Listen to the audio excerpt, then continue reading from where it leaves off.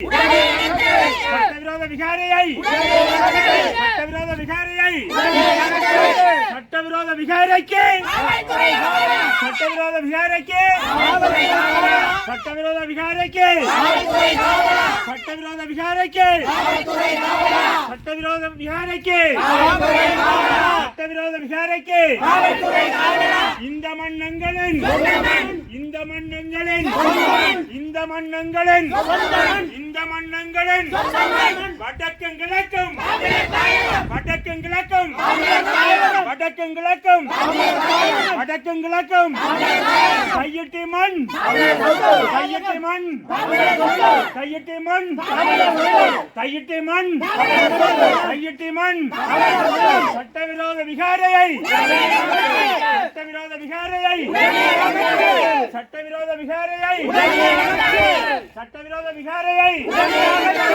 சட்டவிரோத விகாரைக்கு சட்டவிரோத விகாரைக்கு சட்டவிரோத விகாரைக்கு தமிழர் தாயக பிரதேசங்கள் எல்லா இடத்திலும் இருந்தும் பெருவாரியாக இந்த போராட்டத்திலே கலந்து கொள்ள வேண்டும். ஏனென்றால் திட்டமிட்ட வகையில் வடக்கு கிழக்கில் இருந்து தெரிவு செய்யப்பட்ட தமிழ் பாராளுமன்ற உறுப்பினர்கள் ஒரு சிலருடைய ஆதரவோடு இந்த விகாரையை அரசு கையகப்படுத்துகின்ற இரகசிய முயற்சிகள் ஆரம்பிக்கப்பட்டிருக்கிறது. குறிப்பாக யாழ்ப்பாணத்திலிருந்து தெரிவு செய்யப்பட்டிருக்கிற 3 ஜேவிபியினுடைய பாராளுமன்ற உறுப்பினர்களும் இன்னொரு கோமாளி பாராளுமன்ற உறுப்பினரும் இந்த முயற்சிக்கு அரசுக்கு மறைமுகமாகவும் நேரடியாகவும் ஆதரவை வழங்கிக் கொண்டிருக்கிறார்கள். அவர்கள் இப்பொழுது கூறுகிறார்கள், விகாரை காணிகளை திருப்ப மக்களுக்கு வழங்க தேவையில்லை, மாற்றுக் காணிகளை வழங்கினால் சரி என்று. ஆனால் பாதிக்கப்பட்ட மக்களோ காணிகளை பறிகொடுத்த மக்களோ நாங்களோ மாற்றுக் காணிகளை ஏற்பதற்கு தயாராக இல்லை. இதை ஒருபொழுதும் ஏற்க முடியாது. ஆகவே தமிழ் மக்களாகிய நாங்கள் எமது எதிர்கால இருப்பையும் எமது காணி பூமியையும் பாதுகாக்க வேண்டுமாக இருந்தால், எங்களுடைய அடையாளங்களை உறுதிப்படுத்த வேண்டுமாக இருந்தால் எமது உரிமைக்காக நாங்கள் தான் போராட வேண்டும்.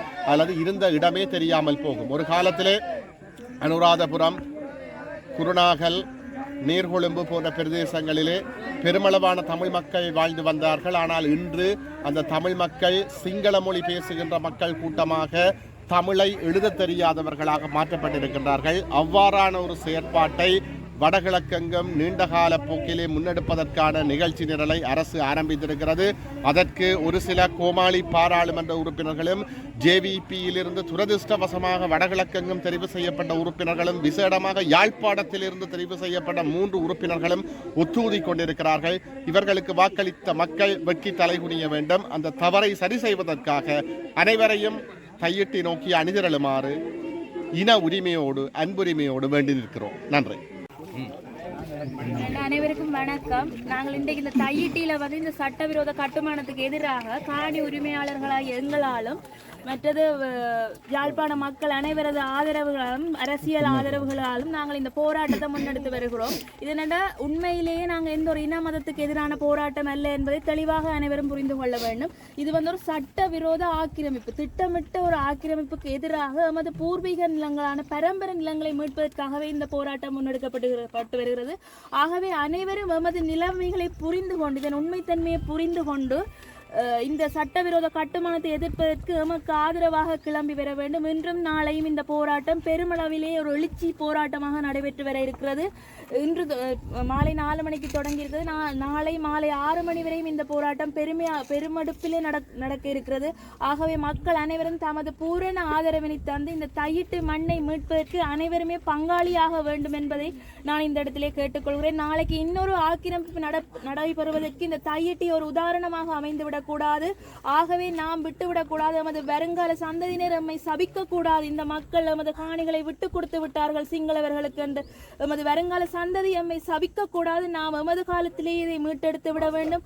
ஆகவே அனைவரும் ஆதரவு தந்து ஒன்று திரண்டால் மிகவும் குறுகிய காலத்திலேயே எமது பிரச்சனைகளை முடித்து நாம் நிம்மதியாக எமது பாட்டன் பூட்டன் வாழ்ந்த மண்ணிலே நிம்மதியாகவும் சந்தோஷமாகவும் தன்னிறைவோடும் வாழ முடியும் என்பதை கேட்டுக்கொள்கிறேன். ஆகவே மீண்டும் ஒருமுறை உருக்கமாக கேட்டுக்கொள்கிறேன்.